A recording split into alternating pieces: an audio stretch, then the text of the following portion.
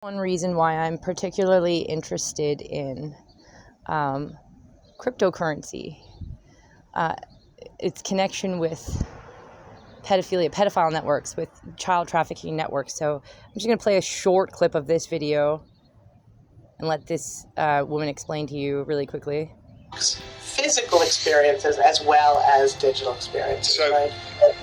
Web3, you think, is the thread that ties all of this together? Yeah, I think it creates the economic backdrop, which we've talked about with these networks and these decentralized networks that are extra governmental, right? No government controls them. But what I think it also creates is this ability to execute these smart contracts and this smart contract language in a vehicle that is completely transferable and carryable in a mobile device. So all of a sudden, it's like the ticket to everything, right? It's not just the ticket to the concert.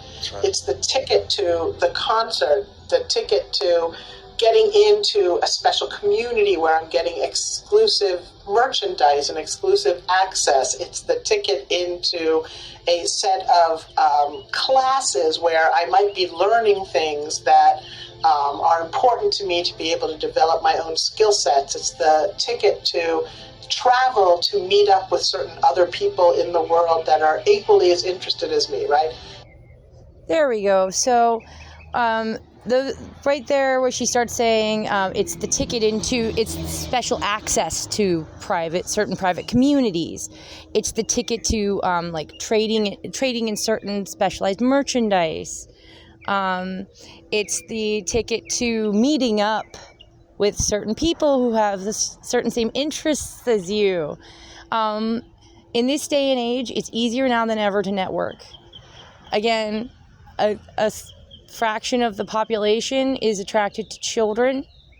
And another thing I've said this probably at least once or twice in past videos, but it is a very good fact to keep in mind always, so I will be repeating it. Half of all child abusers are not actually pedophiles.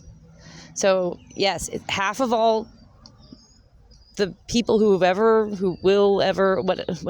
half of all child abusers, half of all people who sexually abuse children are not actually sexually attracted to children. They are very sick. They are typically highly narcissistic. They typically have a severe cluster B personality disorder.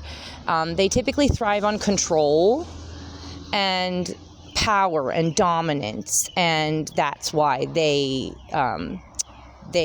attack children. So only about half of all child abusers are actually sexually attracted to children. The other half are not, but they will attack children the same way anyway because it gives them a sense of power, dominance, a thrill, so on and so forth. And because they have very little empathy and they're highly narcissistic and so on and so forth. Yeah. So I'm very, very interested in the cryptocurrency arena for a few reasons. One of the biggest reasons being that, that poor kitten there's some cat still yowling off in the background. Once in a while, yowls out in the woods. I still haven't been able to find it. Anyway, I apologize.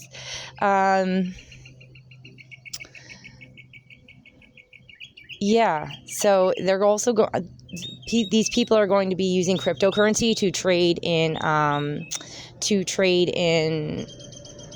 child pornography, to trade in information like where the child brothel is, where the secret meetup of like-minded pedophiles is, so that they can trade in information face to face, so on and so forth. NFTs, I imagine NFTs, that would be the single biggest draw for NFTs. I mean, like, why else would you trade in JPEGs? Child pornography, come on, guys. Come on. Why else would you pay thousands and thousands and thousands of dollars for a JPEG?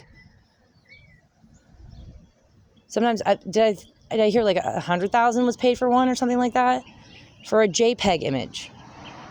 Why do you think? And you can hide secret information in these images and on these images. And yeah, gee, why do you think? And right now they're probably, testing the waters. I'm not sure how far along they are with using crypto and tokens. I'm sure they're actually probably a lot. I try to assume that they're a step or two ahead of everyone else, because, well, imagine, put yourself in their shoes. Put yourself in the shoes of a middle-aged pedophile man who's maybe not married, and he just works and comes home and thinks about ways to get something he wants that he's not allowed to have. So, whereas, the rest of us are thinking about we're doing all kinds of stuff and thinking about all kinds of stuff. I'm sure, but there are going to be people out there who are like that. That I'm sorry, I've known too many. I'm sorry, there's so many distractions around me right now, and I'm thinking about how much time I have, to get ready for work. And about that cat that's still yowling. Dang. But I just wanted to put this up there, a little side note. A lot of these are it's information to put out there in case something happens to me, but it's also notes for myself, remember this, remember this, remember this. And for when you need to, put it all together. But this is really something that I think a lot of people should be keeping in mind when they get into cryptocurrency.